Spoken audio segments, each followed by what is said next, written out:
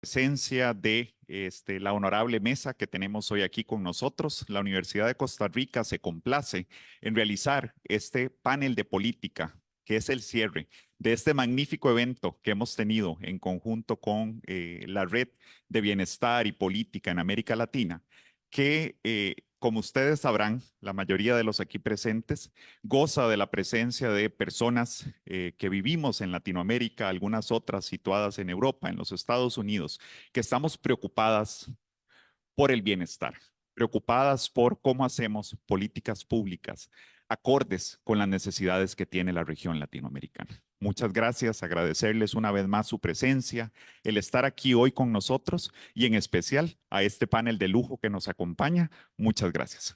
Voy a proceder con una breve presentación de las personas panelistas. Tendría mucho que decir de cada una, así que pues lo haré lo más breve posible para iniciar con lo más importante, que es escuchar sus impresiones respecto a los temas que hemos venido discutiendo en este evento, en este primer workshop internacional de WAPLAC, esta nueva red que se funda en nuestra región.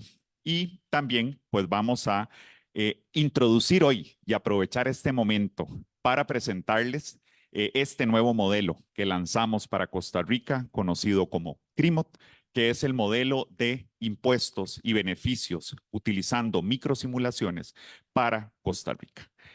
Ha sido un arduo trabajo que hemos desempeñado. Agradecer mucho a Javier Jara, David Rodríguez, quienes nos acompañaron en este proceso, así como a Gabriel Madrigal, que fue otra de las personas que trabajó de lleno en este proyecto.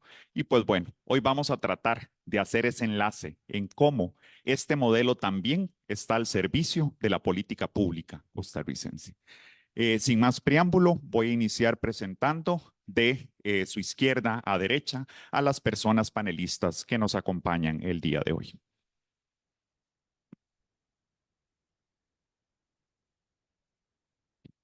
Primeramente le damos un caluroso saludo al doctor Roberto Guillén, quien es doctor en Gobierno y Políticas Públicas y máster en Administración Pública. Actualmente, don Roberto es el vicerrector de Administración de nuestra universidad y es profesor en Administración Pública e investigador en el SICAP.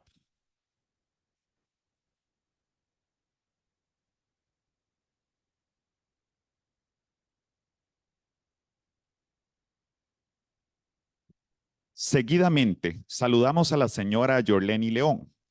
Doña Yorleni se define como una mujer que resuelve asuntos, en particular aquellos que buscan alcanzar un beneficio para las mayorías. Cuenta con más de 30 años de experiencia profesional que ha sido fundamental en su capacidad para dirigir, organizar y dar seguimiento a distintos proyectos de desarrollo social. Actualmente, doña Yorleni ejerce el cargo de ministra de Desarrollo Humano e Inclusión Social y es la presidenta ejecutiva del IMSS. También fue diputada de la Asamblea Legislativa en el periodo 2018 a 2022, donde tuvo el reconocimiento a la mejor diputada del año en el año 2020. Es máster en Desarrollo Económico y también en, por el ISS de Holanda y Flaxo y una especialización en gestión ambiental del INCAE. Bienvenida, doña Jorlen.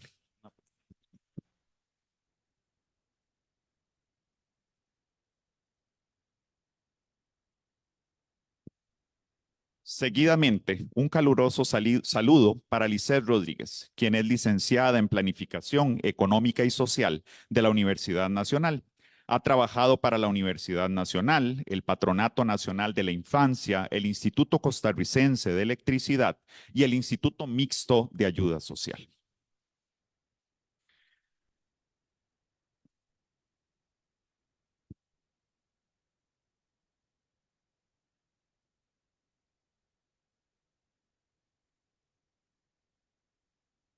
Por último, pero no menos importante, nos acompaña Salvador Barrios, quien es actualmente el jefe de la unidad en el Centro Común de Investigación en la Comisión Europea, donde lidera el equipo de análisis de política fiscal. Ha sido anteriormente economista en la Dirección General de Economía y Finanzas de la Comisión y ha trabajado en varias universidades europeas. Su labor para el fomento de los modelos de microsimulaciones en las áreas de política fiscal y social es destacado. Mucho del trabajo que ha hecho Salvador ha derivado en políticas en la Unión Europea y en la Organización para la Cooperación y el Desarrollo Económico, y es un honor tenerlo hoy aquí. Le damos un caluroso aplauso.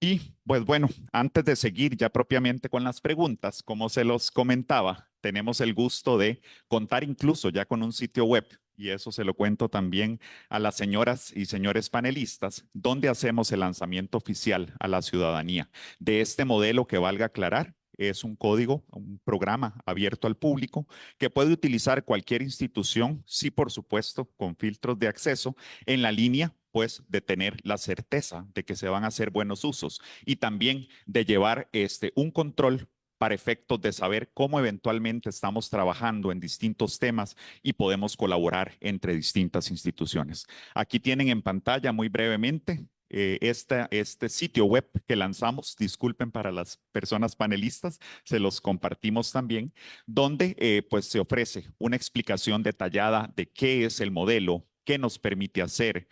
Compartimos el software, compartimos ejemplos de investigaciones que se han hecho y, por supuesto, la Universidad de Costa Rica tiene la mayor disposición a recibir sus consultas y comentarios respecto a las posibilidades que ofrece el modelo. Dicho esto, que era un breve anuncio, pero muy importante de este lanzamiento que hacemos hoy, pasamos a las preguntas dirigidas a las personas panelistas e iniciamos esto que va a ser un diálogo que no dudamos va a enriquecer y ser finalmente ese cierre tan esperado de ¿para qué hacemos esto las personas investigadoras? Muy bien.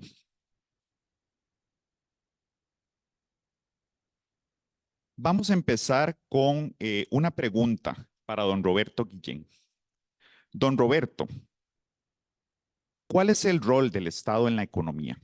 ¿Por qué requerimos intervención estatal, políticas públicas, sociales y fiscales en sociedades cada vez más orientadas a economías de mercado? Bueno, es una pregunta de un curso. Por lo menos me acuerdo que yo llevé un semestre por lo menos de eso. Bueno, obviamente el tema de cuánto Estado en una sociedad con una economía liberal de mercado es siempre un tema. Eh, es un tema político. O sea, cuánto Estado debe haber en esa sociedad.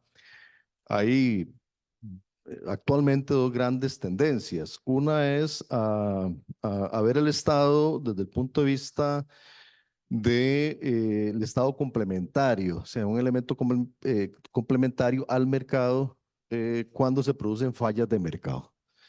Y eso es, digamos, lo que más hemos conocido en nuestros cursos de economía. Eh, ¿Cuáles fallas? Cuando hay monopolios o cuando hay externalidades, sobre todo las negativas, ¿verdad? Contaminación, etcétera. Entonces, que el Estado debe participar, pero bajo ese concepto de las fallas del mercado, muchos consideran que el Estado debe quedarse ahí, en esa complementariedad. Otros consideran que el Estado tiene una serie de funciones esenciales. Por ejemplo, Stiglitz nos habla de 4 funciones esenciales. Este es el forro que tengo aquí, por si no es muy evidente.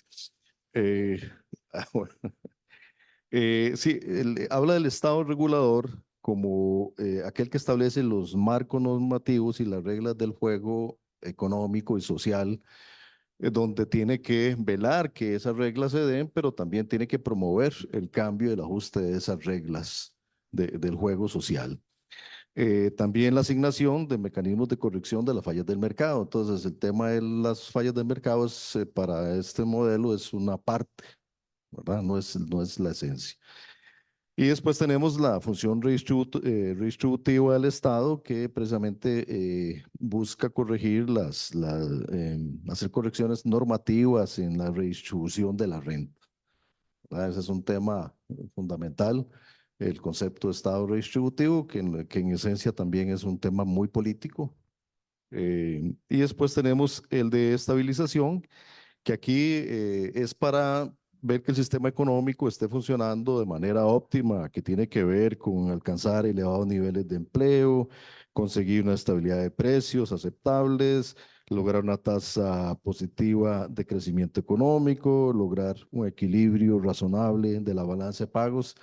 Entonces, tiene esa función. Si ustedes lo ven, el concepto de las funciones esenciales del Estado nos lleva a plantear políticas públicas que permitan cumplir con esas, por lo menos esas cuatro grandes funciones del Estado. Entonces desarrollamos lo que llamamos las políticas económicas y otra serie de políticas subsidiarias y una política que es muy instrumental, que es propia del ejercicio del gobierno, no del Estado, sino del gobierno, del ejercicio de la práctica política, que es la fiscal, ¿verdad? Eh, la política económica eh, tiene ese concepto de hacia cuál es el desarrollo de la sociedad y la política fiscal es cuál es la dinámica del gobierno en un periodo determinado. Esas son lo que llaman las mamás de las políticas. Todas las demás políticas, la comercial, la tecnológica, etcétera, etcétera, se van alineando a esas grandes políticas. No sé si contesté la pregunta. Perfectamente, don Roberto. Y usted daba en un punto muy importante que vamos a abordar ahora con doña Yorleni. Bueno, muchos en realidad que querríamos comentar, pero como usted dice, da para un curso, así que no podemos. Hoy nos vamos a enfocar más particularmente en dos aspectos de la política que usted mencionó y que se interrelacionan, porque mucha de la discusión también es cómo logramos ese equilibrio entre eficiencia y equidad. Y ahí es donde el Estado juega un rol fundamental justamente en promover ese equilibrio. Hoy, con la presencia de doña Yorleni aquí, queremos hablar y nos vamos a enfocar más en el lado de la política social, pero entendiendo que necesitamos esos equilibrios, que necesitamos ese contenido presupuestario para cubrir esas necesidades desde la política social y lograr ese efecto redistributivo. Entonces, doña Yorleni, le preguntaría específicamente de la política social de Costa Rica, contarle a las personas que están hoy aquí cómo se estructuran los programas sociales en Costa Rica, que usted nos pueda contar cómo funciona. Bueno, muy buenas tardes a todos y todas, a los que no son de nuestro país, bienvenidos. Es un gran gusto tenerlos, particularmente un viernes a las 5 de la tarde, ¿verdad? Eso es muy importante tenerlos acá. Vamos a ver, a lo largo de la historia, este país que tiene una gran trayectoria en promoción y en protección social ha venido construyendo políticas sociales que no necesariamente respondían a criterios técnicos. Eran políticas públicas que se definían más por una necesidad puntual que había que atender en determinado momento. Entonces hoy tenemos nosotros como país una gran cantidad de políticas públicas y de programas sociales que están vinculados a alguna ley que lo creó o algún decreto que lo creó, ¿verdad? Eso es bueno porque entonces le da permanencia en el tiempo y no es tan bueno porque entonces nos mete a los operadores de las políticas públicas en una camisa de fuerza. No me puedo salir de lo que la ley dice que tengo que hacer. Dichosamente, hoy este país y probablemente muchos de los países a los que ustedes representan, tenemos una gran cantidad de herramientas tecnológicas que nos permiten entonces poder plantear mejores y mayores criterios. Criterios técnicos entonces que acompañan esas políticas y que nos permiten no solamente el diseño de la política como tal, sino ir direccionando poco a poco la parte operativa de esa política. ¿Y por qué eso es importante? Es importante justamente bajo los criterios que acaba el doctor de señalar.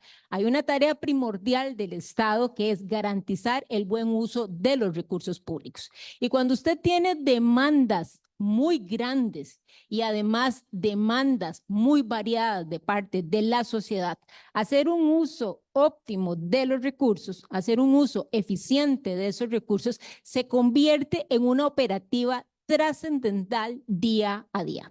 Todos los días hay que estar resolviendo entonces cómo voy atendiendo las diferentes necesidades y los diferentes requerimientos que la sociedad está planteando. Hace 10 años atrás, por ejemplo, el derecho al Internet no era un derecho constitucional en este país. Hoy lo es. Y eso significa entonces que desde la política pública hay que garantizar que ese derecho se cumpla. O el derecho de los cuidados, ¿verdad? Hace 10 años atrás en este país los cuidados no eran un derecho y hoy lo es. Y cada vez tenemos un país que envejece más y envejece aceleradamente.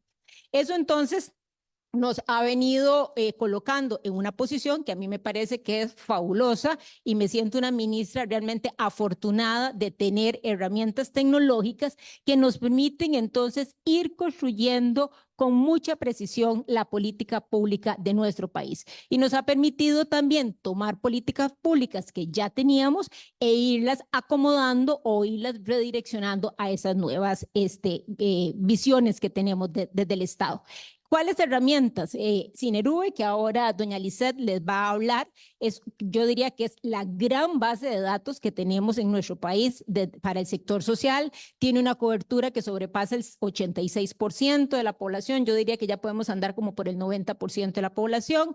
Prácticamente todos los quintiles, desde el 1 hasta el 8, me atrevería a decir, los tenemos ahí. Y tenemos una gran cantidad de información que se recolecta en el campo, pero que también se nutre de datos administrativos que son suministrados por diferentes instituciones, y esto nos permite entonces poder tener perfilamientos de personas, perfilamientos de hogares, perfilamientos de territorios que entonces le permiten al Estado, como diseñador y ejecutor de política pública, poder tener una mayor eficiencia en la asignación de los diferentes recursos. Tenemos también otras herramientas a la par de Cinerube que repito, yo me siento súper afortunada de tener la posibilidad de contar con ese tipo de herramientas, algo que se llama Supres, que es una herramienta que conectamos desde el Ministerio de Hacienda, justamente con el tal de hacer más eficientes los recursos, con el Cinerube, que nos permite tener una mayor trazabilidad de aquellas transferencias monetarias que se le asignan a un hogar o que se le asignan a una familia. Y pronto este país tendrá otra poderosísima herramienta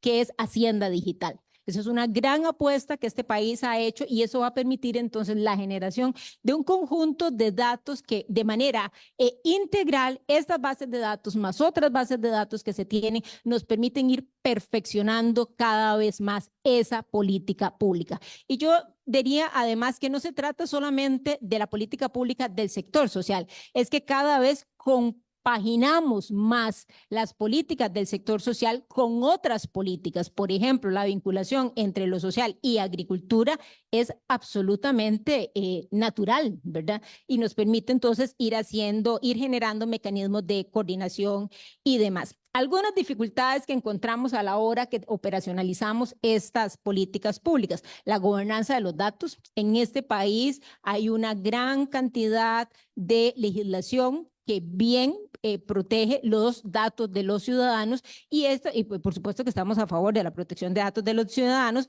pero de repente nos complica el poder compartir datos desde la hacienda pública, desde lo social, desde lo agrícola, desde la salud y demás. Y entonces tenemos que ir identificando y tenemos que ir trabajando en mecanismos que nos permitan ir superando estas barreras. Entonces, todo lo que está vinculado con protección de datos, con gobernanza de datos y por supuesto que el tema de ciberseguridad, no solamente porque se requiere de todo un andamiaje para poder echar a andar todos estos temas de ciberseguridad desde la política pública, sino que también cada vez es un costo más oneroso dentro de nuestros sistemas de operación. Entonces, yo me atrevería a decir que este país ha dado un gran salto, un salto muy importante de lo que era construir política pública hace 10 años atrás a construir política pública en estos momentos. Dichosamente, por herramientas como microsimulaciones, por ejemplo, que tenemos una ubicada en el Cinerube, que nos la facilitó el BID hace un tiempo atrás, que nos permite entonces poder ir haciendo esos procesos de precisión que son necesarios por la gran diversidad de los requerimientos de la población. Muchas gracias. Muchísimas gracias. Ahora pasamos a una pregunta y bueno, aprovecho la antesala que nos hace doña Yorleni por lo que es Cinerube y por lo que representa para el país. Entonces, nos gustaría que doña Lisset le cuente, sobre todo al público internacional, de qué se trata, cuál es el objetivo, cuáles instituciones están vinculadas con esta iniciativa. Claro, vamos a ver, primero hay un tema importante y es saber qué es el Cinerube, porque muchas veces las siglas son fáciles de entender, pero realmente el significado de lo que significa ser Cinerube representa ahorita para el país un tema de transición, de proceso hacia una innovación tecnológica bastante interesante con la política social. El Sistema Nacional de Registro Único de Beneficiarios del Estado lo que busca es precisamente recopilar toda la información que el sector social en asignación de beneficios, de atención a población prioritaria, de orientación a política social ha trabajado. Pero podríamos decir que el Cinerube es un tema reciente, o se podría decir, mira, es que tal vez Costa Rica hace 10 años está trabajando en sí en el Cinerube. Realmente no. Desde la década de los 90, específicamente, el Instituto Mixto de Ayuda Social ha trabajado fuertemente con el sistema de la población objetivo, que este sistema lo que buscaba era precisamente evidenciar cuál es la población que merece una cierta atención a nivel del país. Pero lo que llegó a pasar y a identificarse fue, bueno, pero es que el PANI hace política también social y hace identificación de población objetivo. El IMAS hace también identificación de población objetivo, trasciende recursos hacia esta población, CONAPDIS, CONAPAN y demás sectores, demás instituciones del sector social.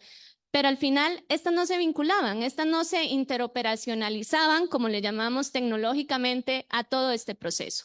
En el 2013, mediante la Ley 9137, se crea precisamente el Cinerube para venir y decirle a la institucionalidad del sector social: vamos a trabajar bajo un único mecanismo de priorización de la pobreza, que eso es sumamente importante porque también cada institución definía la condición de pobreza, aun cuando el INEC es el único que definía esa línea de pobreza, pero al final cada institución establecía los parámetros de cómo otorgar el beneficio. Entonces, el Cinerube vino a decir: vamos a definir nuestra propia metodología en coordinación con todas las necesidades del sector social y definir un único mecanismo que es el actual, que ya la Ley 9137 obliga a las instituciones del sector social a utilizar este mecanismo para precisamente determinar y evidenciar cuáles beneficios puedo otorgar y priorizar sobre la población. Entonces, más que un tema de definir un mecanismo de priorización, también se viene a definir un tema de actualización de datos, de información de datos, y doña Yorleni tocaba un tema bastante importante con relación a la ciberseguridad de esos datos, a la seguridad, a la protección de los datos. El Cinerube está planteado precisamente dentro de plataformas que le permiten a la institución que tiene un convenio con nosotros, que esto es sumamente importante, no es que cualquier institución puede llegar y decir: yo quiero los datos del Cinerube, sino que tienen que tener un convenio precisamente para asegurarnos esa confiabilidad y esa seguridad de información que puede darnos la población en Costa Rica. Además de eso, se determinaron y se vincularon pues ciertos procesos importantes con el tema de trascender hacia una búsqueda. Tengo un sistema, pero ¿para qué? Podemos ir a diferentes instituciones del sector social, tienen sus diferentes sistemas, pero ¿cuál es el uso? ¿Cuál es el fin? El fin precisamente del Cinerube es poder que este sistema, además de dar un único mecanismo de condición de pobreza, sea el sistema que me permita utilizar para la búsqueda activa de la población. El Cinerube, mediante herramientas de análisis de datos, de microsimulaciones, de ciertos temas específicos con el tema de información tecnológica, puede determinar mediante mapas sociales cuál es la población, dónde está concentrada y cuál es esa población que realmente requiere mecanismos de atención urgente por parte de las instituciones del sector social. Sumado a esto, tiene un vínculo claramente directo con la priorización de la población. Y uno de los elementos que el país ha ido evidenciando y ha ido identificando la necesidad es cómo atender el recurso económico que tienen las instituciones del sector social a población que realmente lo necesita y dirigirnos específicamente a población indígena. Ahorita, actualmente, el CINERUV está construyendo su mecanismo de priorización para la atención de territorios indígenas, donde realmente estamos diciéndole al país, una persona indígena que vive en Alto de Talamanca no la puedo jamás poner en igualdad de condiciones a una persona que vive en el centro de San José. Ese mecanismo y ese proceso de análisis de información es el que actualmente el CINERUV permite hacer gracias a toda esta trascendencia histórica que se ha venido haciendo, que se ha vinculado con sistemas que las instituciones tienen y que han venido a decir la interoperabilidad a nivel de Costa Rica es necesaria y es posible. Se está haciendo en el sector social y estamos trascendiendo hacia la vinculación precisamente con tributación, específicamente con el Ministerio de Hacienda, para poder tener un sistema único de registro de información y un sistema único de recursos sociales del Estado vinculándose en un solo sistema que sería el CINERUV. Muy bien, ahora pasamos a una pregunta para Salvador. Y la pregunta, Salvador, iría en la línea de, bueno, de lo que has podido escuchar de los tres anteriores panelistas, particularmente de lo que hacemos en Costa Rica. Pues ahora nos gustaría ver cómo se hace en otros contextos, ¿verdad? Para tener ese contraste y que nos puedas contar de las tendencias, similitudes, diferencias que puedas identificar de lo que hemos conversado hasta el momento. Muchas gracias. Bueno, muchas gracias por la invitación. Primero, creo que es un evento muy interesante y está muy bien concebido.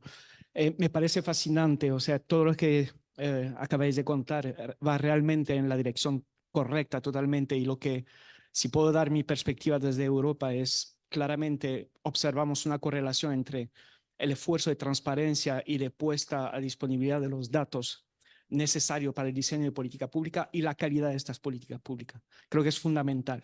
Es algo que observamos en Europa porque tenemos muchísima diversidad en Europa. Somos 27 países en la Unión Europea y lo que intentamos a través de nuestro enfoque transnacional es fomentar precisamente una mayor disponibilidad de datos y a nuestro nivel en el Centro Común de Investigación al que pertenezco, utilizar estos datos como modelo de microsimulación. Entonces, quizá digo algo del contexto europeo, porque creo que quizá desde fuera es un poco difícil entender cómo una institución transnacional, internacional como la Comisión Europea o la Unión Europea puede tener influencia en las políticas de los países miembros, porque ellos son los responsables de las políticas sociales y fiscales. Eso es la realidad. A nivel financiero, la Unión Europea tiene capacidades relativamente limitadas comparado con los países miembros. ¿Y dónde está, si puedo decir, el truco? ¿Cómo podemos tener algo de influencia en las políticas de los países? Bueno, pues existe un método que llamamos el método abierto de coordinación, que es una especie de diálogo permanente entre los Estados miembros y los servicios de la Comisión Europea. Y este método lo que permite es compartir experiencias, influenciar los países con políticas menos desarrolladas, con indicadores de menor calidad en varios ámbitos, incluyendo la pobreza, el acceso al mercado laboral, el desempleo, etc.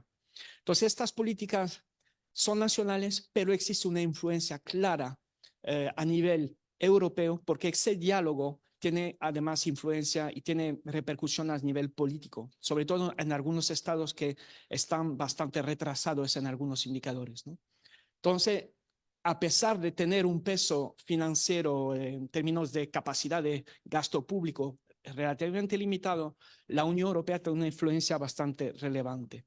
Ejemplo de ello es, por ejemplo, la influencia que tienen las recomendaciones de reformas sociales y reformas en varios ámbitos, pero sobre todo sociales, en el contexto de lo que llamamos el semestre europeo, que es todo un ciclo que empieza con el diseño a nivel nacional de las políticas presupuestarias. Pues hace 2 años la Comisión Europea propuso que a la par de estas discusiones a nivel nacional y este diálogo a nivel presupuestario entre los países miembros y la Comisión Europea, pues que los países miembros, a través de sus órganos o a través de instituciones independientes, lleven a cabo lo que llamamos análisis de impacto redistributivo. Y lo que llamamos a hacer es desarrollar estos análisis de manera sistemática. Contar de informar a la población de las consecuencias de las reformas fiscales y de política social. Y es algo que a nuestro nivel, como investigadores, que somos investigadores en el seno de la Comisión Europea, lo que hacemos es proveer asistencia técnica a los países que no tienen estas herramientas, en particular modelos de microsimulación, y que además, en algunos casos, tienen datos disponibles, pero que no están optimizados tal y como lo habéis planteado aquí. Entonces, es una labor de fondo que hacemos, bastante oscura, pero muy efectiva cuando se trata de promover el apoyo informado a través de la ciencia a las decisiones políticas. Entonces, esto es una influencia que tenemos a nivel de la Comisión Europea que se traduce pues, en progreso significativo. Por ejemplo, recientemente se han adoptado varias recomendaciones en términos de salario mínimo, de renta mínima, etcétera, etcétera. Y estas propuestas que pueden parecer bastante generales, sí que tienen impacto a nivel de debates nacionales y se traducen en muchos casos, sobre todo en los países con cierto retraso, en medidas a medio o largo plazo. Eso es para la política social. Política fiscal pasa algo similar, un poco más limitado. La política fiscal es quizá de las cosas más, digamos, descentralizadas. Son los países miembros que deciden de su política fiscal y son muy celosos de esta capacidad de ser autónomo en este sentido. Autonomía relativa, porque existe un marco, existen unos tratados, en particular el Tratado de Mercado Único, los tratados europeos que definen los mercados únicos, que estipulan que las medidas fiscales, aunque sean nacionales, no pueden distorsionar el mercado único europeo, donde hay libre intercambio de bienes, servicios, circulación de capitales y de personas. Pues a través de este parámetro, lo que hace la Comisión Europea a nivel político es definir ciertas reglas, por ejemplo, en la definición de los impuestos al valor añadido, el impuesto al consumo, que tienen que tener cierto grado de armonización, también impuestos a productos energéticos, que no deben distorsionar el mercado y posiblemente integrar los objetivos de transición verde, etcétera, etcétera, etcétera. Otros objetivos que se traduce en recomendaciones y propuestas de la Comisión es el luchar contra la ilusión fiscal de las grandes corporaciones en particular. Entonces, la Comisión, lo que hacemos a nivel de la Comisión Europea es hacer propuestas, recomendaciones que van en el sentido de luchar contra la ilusión fiscal, la evasión fiscal y permitir que el mercado único funcione en este sentido.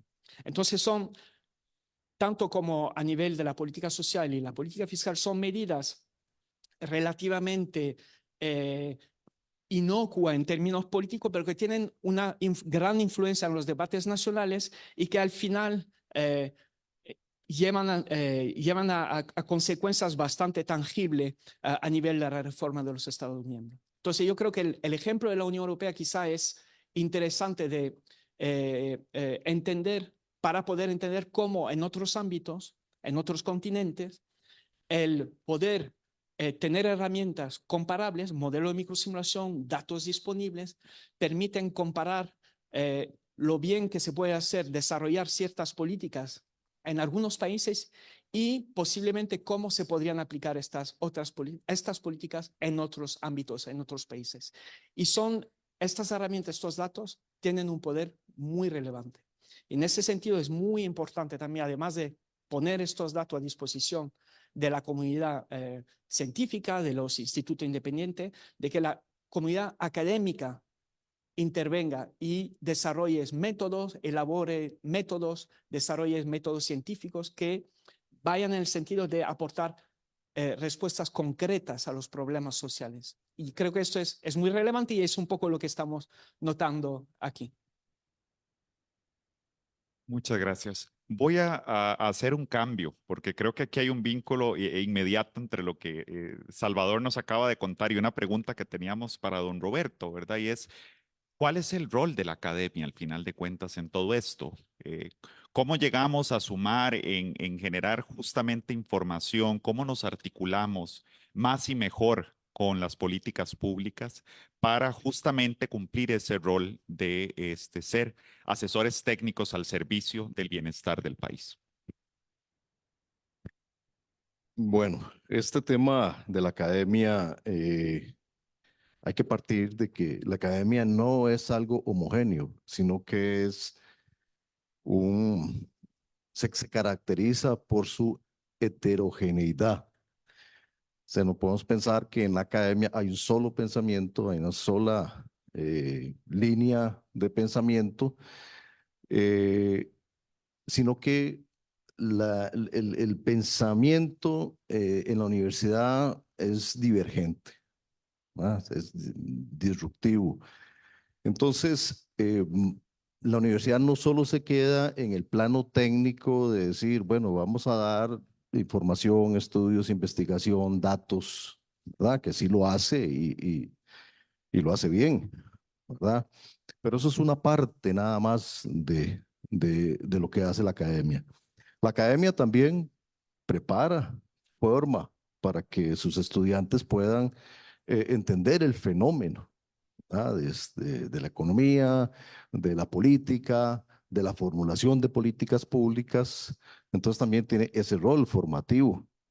Eh, pero también tiene el rol de cuestionar, ¿ah? Tiene el rol de plantear, como pues decía un autor, las utopías necesarias, es decir, hacia dónde debería plantearse la sociedad su desarrollo, sobre todo una sociedad política, es decir, una sociedad donde las personas son actores políticos y tienen el deber, no solo el derecho, sino el deber de participar en la toma de decisiones de qué es lo que consideran que es mejor para sí mismos y para el país. Y ahí encontramos también que la sociedad tampoco es un todo homogéneo, ¿verdad? Sino que también es bastante eh, heterogéneo.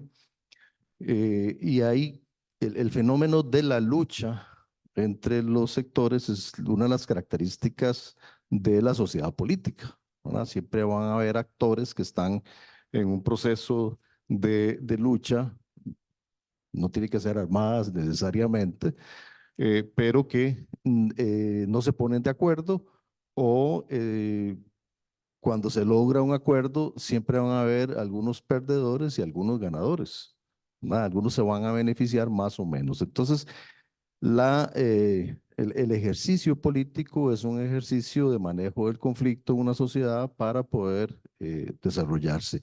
Bueno, la formulación de políticas públicas es una materialización de ese conflicto, ¿verdad? Las políticas públicas son complejas, no es que nos ponemos de acuerdo para ver la política, menos la política social, ¿verdad? Que ahora ahora va a ampliar un poquito ese concepto, porque hay diferentes puntos de vista, hay diferentes puntos de interés, hay diferentes niveles donde los actores están en la sociedad y van a percibir el beneficio o no de la política pública. Entonces también el ejercicio de la política pública es un ejercicio de manejo del conflicto.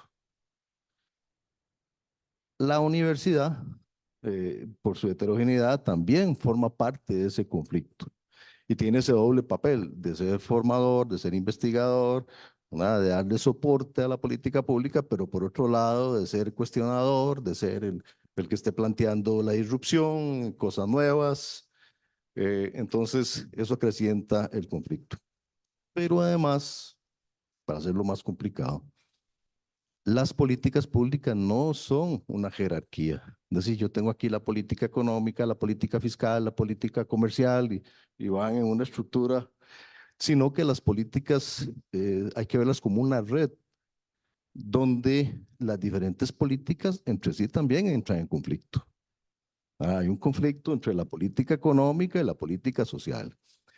Y lo vemos ya que nos vamos de camino a la nueva negociación del FES, ¿verdad? Para hablar aquí de algo familiar. Bueno, existe una política pública materializada en la ley. O sea, la ley materializa las políticas públicas. De que la educación debe tener un 8%.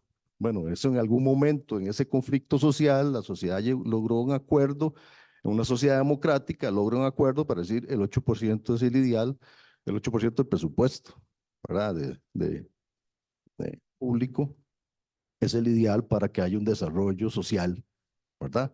A través de la educación. Bueno, pero de repente entra en conflicto con la política económica, entra en conflicto con la política fiscal, ¿verdad?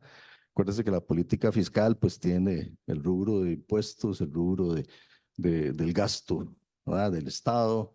Entonces se entra en un conflicto, ¿verdad?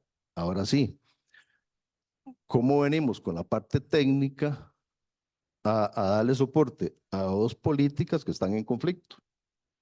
¿Verdad? Ahí es donde uno dice, bueno, ¿cómo se come eso técnicamente o científicamente o desde la academia? ¿Cómo podemos hacer?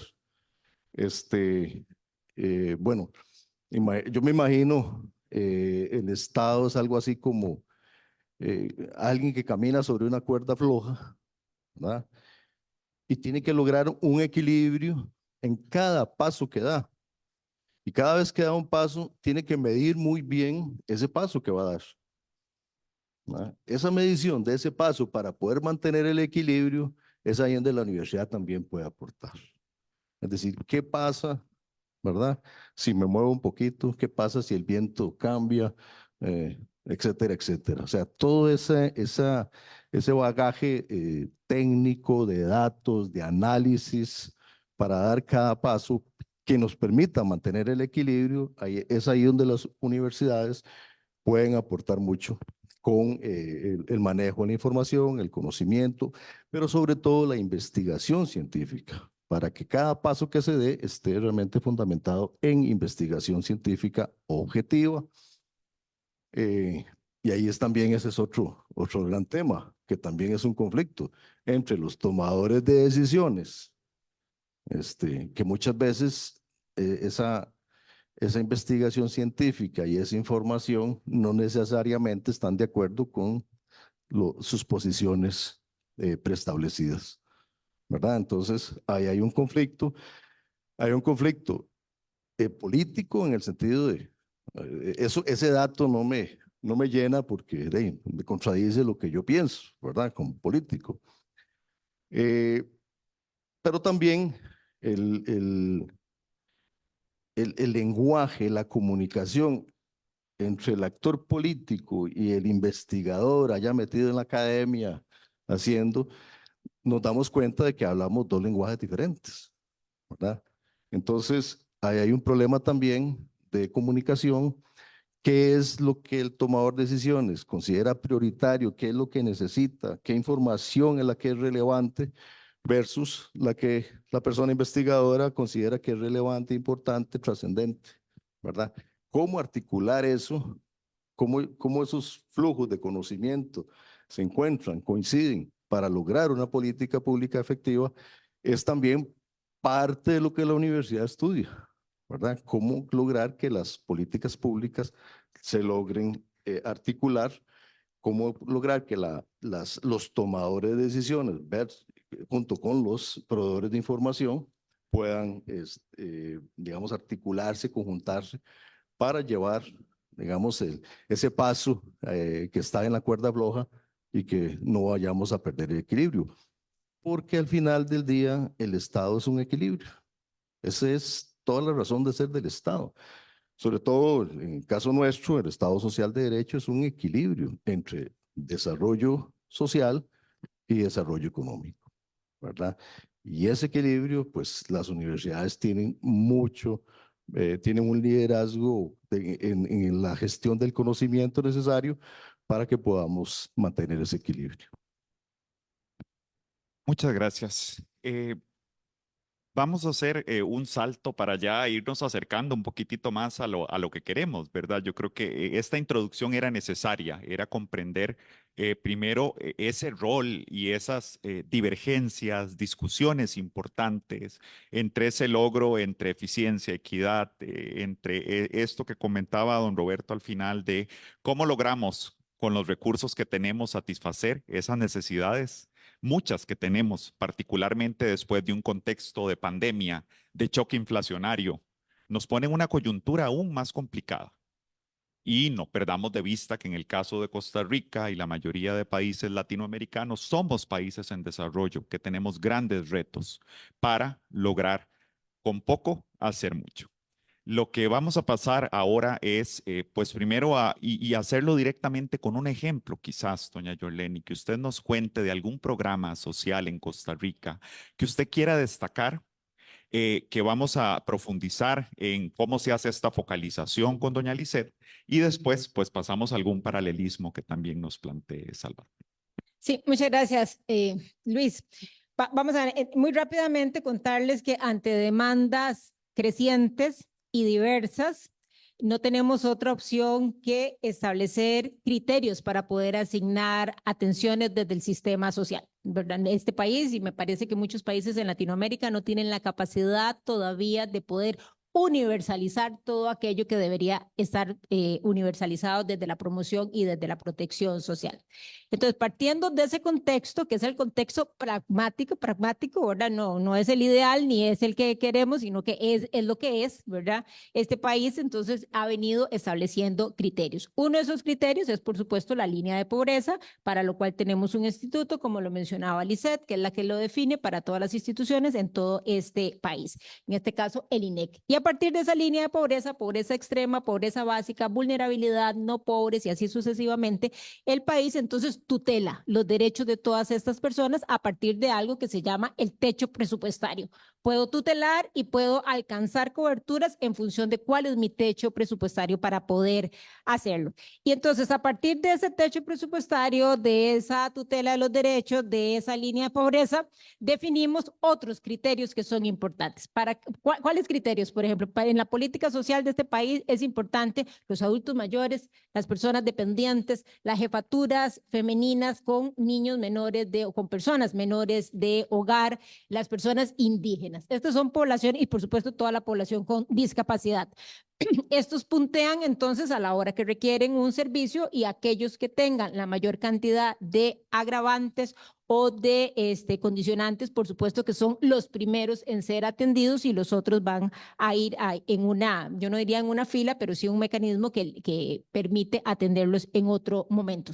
Pero quiero contarles entonces lo maravilloso que es el poder utilizar datos, el poder entonces focalizar o establecer criterios para poder hacer un uso efectivo de recursos, pero particularmente una atención inmediata a la población. Ustedes recordarán, para los que son ticos, que en el 2022 y en el 2023 este país, al igual que muchísimos países en el mundo, empezamos a enfrentar una inflación, me parece a mí, pocas veces vista en este país. Llegó un momento que teníamos una inflación de 26, 27% en un país acostumbrado siempre a tener una inflación de un dígito, 3%, 4% de inflación. Y como buenos economistas, que seguramente hay en esta sala, todos sabemos que la inflación es una de las variables que más afecta a la población en pobreza, porque es la gente que dedica la mayor cantidad de sus recursos para adquirir bienes de consumo, en este caso alimentos. Entonces, rápidamente activamos un decreto y a partir de este decreto, entonces, utilizando la herramienta del SINERUVE, pudimos atender 111,000 hogares en este país. ¿Cuáles hogares? Aquellos que cumplieran estos requisitos: pobreza extrema, jefatura femenina, un adulto mayor o una adulta mayor, una persona con discapacidad, una persona con dependencia, me parece que estaba. Y en cuestión de 2, 3 meses, este país logró otorgar aproximadamente 70, de esos 111,000, al final logramos otorgar más o menos unos 78,000, 79,000 subsidios sin que ninguna persona tuviera que ir a solicitar ese subsidio y sin que ninguna persona tuviera que ir a ninguna de nuestras oficinas a hacer absolutamente nada. Gracias a herramientas tan poderosas como el SINERUVE, nos generó una lista certificada de cuáles eran los hogares en este país que cumplían con esos requisitos. Y además de eso, entonces logramos establecer que aquellos hogares que tenían más cantidad de agravantes, había un adulto mayor, había una persona con discapacidad, etcétera, eran los primeros en ser atendidos. Y entonces desde las oficinas generamos resoluciones masivas y de esta manera logramos hacerle depósitos, transferencias 3 veces durante 3 meses a estos hogares, sin que nadie fuera a una oficina y sin que nadie hiciera una solicitud de ningún tipo. Las personas podían entrar a la página web de Limas y a través de su cédula de identificación, que las nuestras tienen un código de barras particular, las personas anotaban los números de ese código de barra y podían saber si eran sujetas o no de ese beneficio. O sea, fue una cosa realmente maravillosa. En cuestión de 2 meses, nosotros logramos asignar 20.000 millones de colones, que fue el costo que tuvo este subsidio por inflación, y en cuestión de 2 meses, 78.000, casi 79.000 hogares fueron sujetos de este beneficio. Y no llegamos a los 111.000, no porque no los hubiéramos identificado, sino porque no teníamos mecanismos para poderlos contactar. Los números de teléfonos que teníamos de ellos ya no eran de ellos y los correos electrónicos que teníamos tampoco nos atendían. Entonces no logramos hacerle llegar a estas personas información a pesar de las múltiples campañas que hicimos, principalmente a través de redes sociales y medios de comunicación masivas como la televisión. No pudimos decirle, hey, usted, don Luis, que está allá en Tabarcia Puriscal, usted es beneficiario del subsidio por inflación. Pero entonces esta lección nos llevó a hacer algo que implementamos el año pasado en junio y que además lo hicimos rápido, súper rápido, y que está vinculado con Cinerube, que es una plataforma, un sistema de autogestión, que entonces le permite a los hogares ingresar, llenar la información, saber cuál es su clasificación socioeconómica, tener descargada esa clasificación socioeconómica que me permite saber si soy pobre, extremo, básico, no, vulnerable, no vulnerable, etcétera, y poderlo presentar en el resto del sector social para tener atenciones en cada una de las instituciones a partir de los diferentes programas que se tienen. Pero además, la herramienta le permite a los hogares cambiar su número de teléfono. Si todos los días cambio mi número de teléfono, todos los días entro al aplicativo y cambio mi número de teléfono y puedo también cambiar mi correo electrónico. Y tengo hasta 3 opciones de teléfono y me parece que hay 2 opciones para correo electrónico.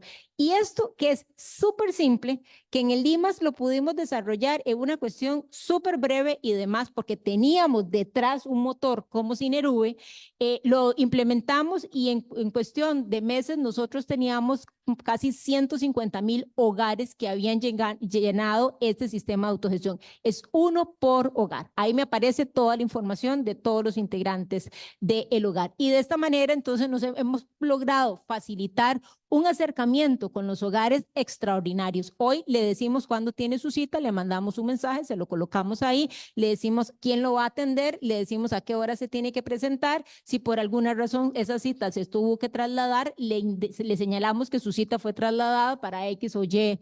Este Y día tiene también la información de todos los beneficios que tiene dentro del sistema social aprobados gracias a que están reportados en el Cinerube, y también le decimos por qué razón esta persona no pudo ser sujeta de un beneficio que de repente había solicitado. Me parece que ese es un ejemplo, Luis, que representa mucho la importancia no solamente de el uso de los datos dentro de la política pública, ¿verdad? Sino también la cantidad de cosas importantísimas que podemos hacer con la única razón de poder acercarnos cada vez más a esas personas que más nos necesitan, facilitarles su transitar por el sector social para que el transitar sea corto, sea sencillo y sea muy, muy eficaz.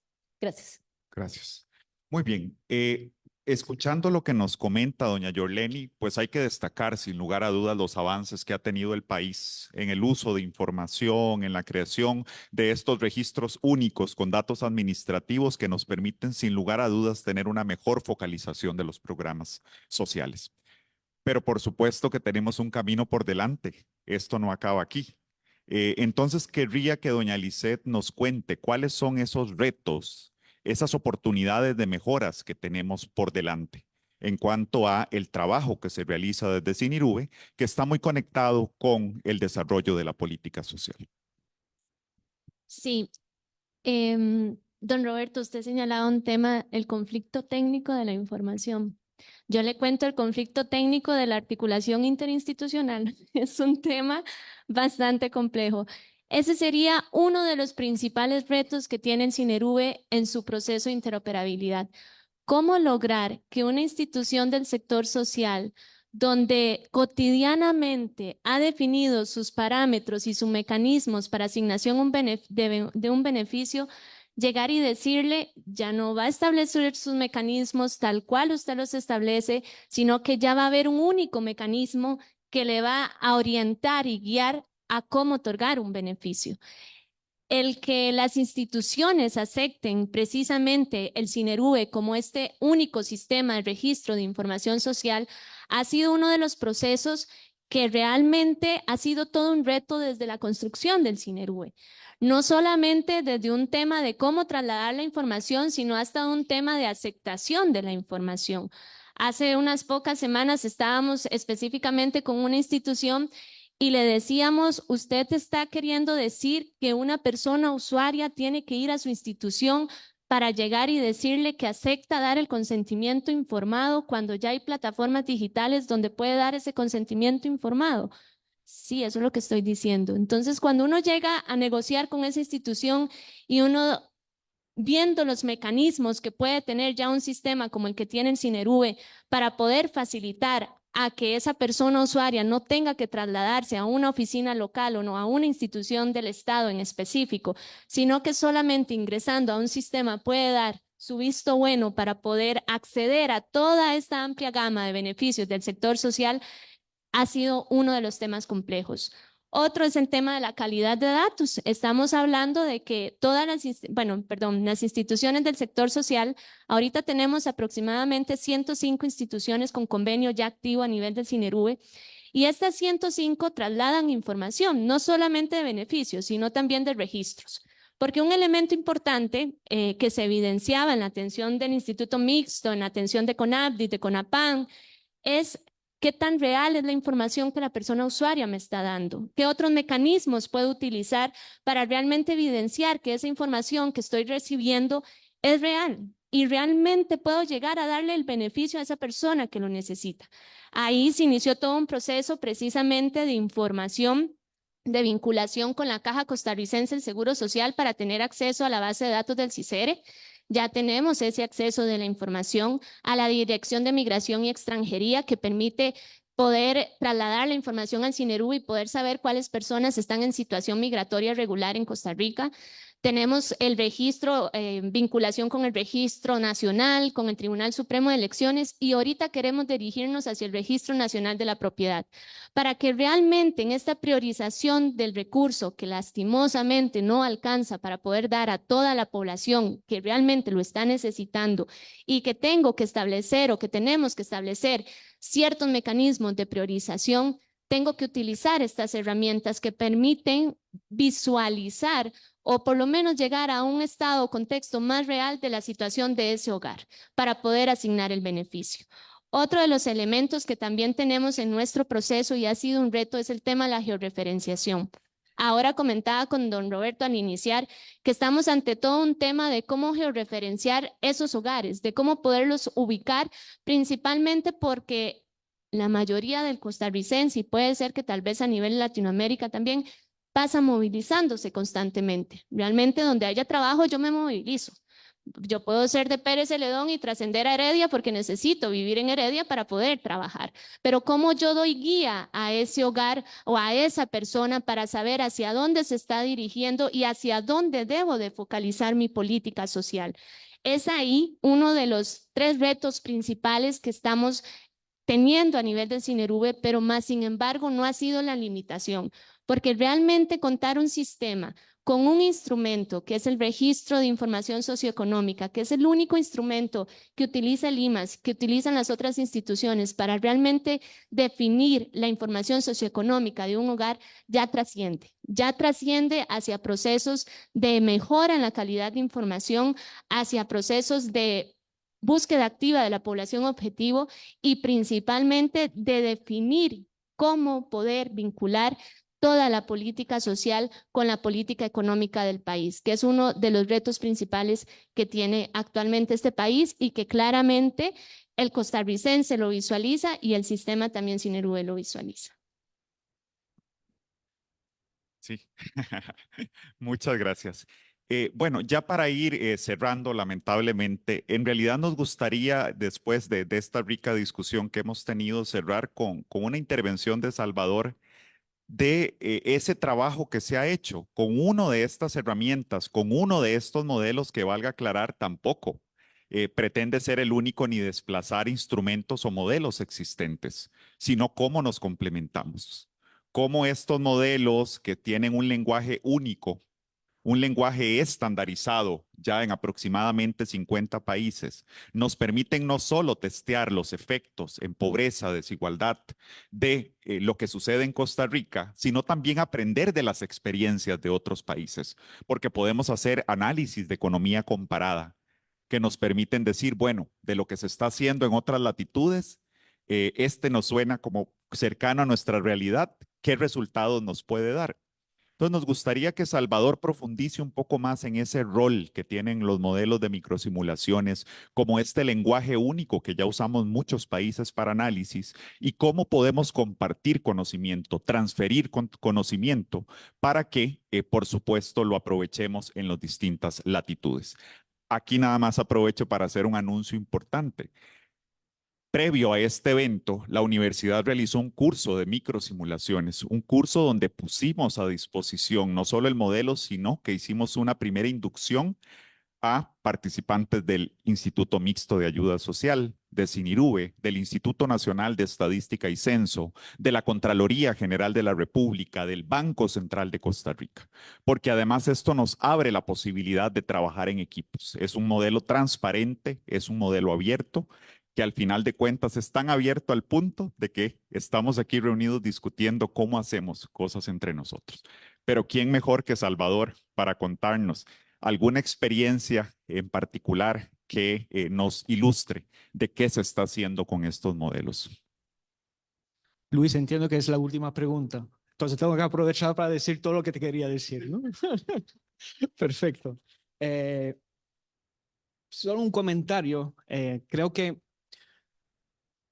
tendemos a introducir una dicotomía entre la política económica y la política social. Y yo creo que lo que hacen los modelos de microsimulación en particular es demostrar que la política social y la política económica son una misma cosa. A nivel, digamos, científico, esta dicotomía se traslada en términos de modelo macro versus modelo micro y modelo de microsimulación. Y creo que durante mucho tiempo el discurso de los economistas ha privilegiado los modelos macro y los mensajes que se derivaban de ellos. Y lo que hemos experimentado en el seno de la Comisión Europea. Las recomendaciones se hacían en base a formulaciones generales poco precisas, indicativas, pero en general, digamos, influenciada por un mensaje común, uniformizado. Creo que lo que hacen los modelos de microsimulación es entender mejor cuáles son las consecuencias de las reformas sobre las familias y los individuos. Y lo que nos permite es, lo que se ha dicho anteriormente, identificar los que ganan y los que pierden. ¿Por qué no saberlo anteriormente? Así se debate de manera mucho más transparente. Tengo que contar un éxito que hemos tenido en este sentido y en el contexto europeo, en el caso español, caso de España, que demuestra, yo creo, bastante bien el rol que puede tener los modelos de microsimulación para realizar análisis comparativo, que estimulen reformas en ciertos países copiando lo que se hace de mejor en otros países. Y el contexto europeo es precisamente esto. Un primer ejemplo que no voy a desarrollar es lo que se ha hecho durante la crisis del COVID. El programa SURE, que es un programa con ayuda financiera directa de la Unión Europea basada en emisión de obligaciones a nivel de la Unión Europea para apoyar lo que llamamos en castellano expedientes de regulación de empleo, que permiten a las empresas retener empleados cuando una crisis de gran calado como fue el COVID, donde se para la actividad económica, ayuda al Estado financieramente con la condición de que estos empleados conservaron su puesto de trabajo cuando la actividad económica retorne a una situación normal. Esto ha sido una iniciativa europea basada en buenas prácticas que existían en Alemania, en Dinamarca y en Bélgica, nada más, antes del COVID. Pues esto se ha implantado en todos los países de la Unión Europea gracias al apoyo de la Unión Europea y gracias al apoyo científico de los modelos de microsimulación. El ejemplo de éxito en el caso español está relacionado con la renta mínima, que ha sido una reforma reciente de gran calado en España, otra vez en el contexto del COVID. Se adoptó esta medida en 2020. Lo que es interesante es la génesis de esta medida. ¿Cómo llegamos a esto? ¿Y cuál fue el rol de los modelos de microsimulación? La situación de partida en España era una situación de pobreza muy elevada, sobre todo después de la crisis financiera y luego se añadió la crisis del COVID, de un paro desbocado y de ayudas sociales de renta mínima muy poco eficiente. Existía un sistema de renta mínima, pero era regionalizado. ¿Y qué pasaba? Que los sistemas regionales, pues lo que permitían era a las regiones con cierta capacidad fiscal de financiar de manera bastante eficiente esta renta mínima. Pero esto no era posible en otras regiones, donde se agotaba enseguida el presupuesto para financiar estas medidas. Entonces, en estas regiones, los hogares más desfavorecidos no accedían a esta renta mínima, o muy pocos de ellos accedían. Esto es la situación de partida. La Comisión Europea durante años ha recomendado a España una reforma de ese sistema, el establecimiento de un sistema estatal donde habría cabida para una mayor cobertura y una mayor adecuación de la renta mínima. Estos dos criterios son fundamentales. La cobertura es la cobertura de la población. Definimos un umbral y queremos que la población que está debajo de este umbral acceda a esta ayuda. Y la adecuación es permitir que esta ayuda permita a la gente salir de la pobreza o tener un colchón de seguridad en caso de necesidad. La Comisión durante años recomendó a España llevar a cabo esta reforma. En un momento dado, en 2015, si recuerdo, el gobierno español pidió una evaluación a la recién creada Agencia Española de Independiente, es la AIREF, la Agencia de Responsabilidad Fiscal de España. Le pidió una evaluación. ¿Qué pasaba? Que estos datos eran regionales. La agencia no tenía los datos y además no tenía modelo de microsimulación. Nos pidió ayuda a nosotros, en un primer tiempo les ayudamos y ellos mismos lo que hicieron es reclutar gente competente en el modelo de Euromod para que ellos preparasen dicha evaluación.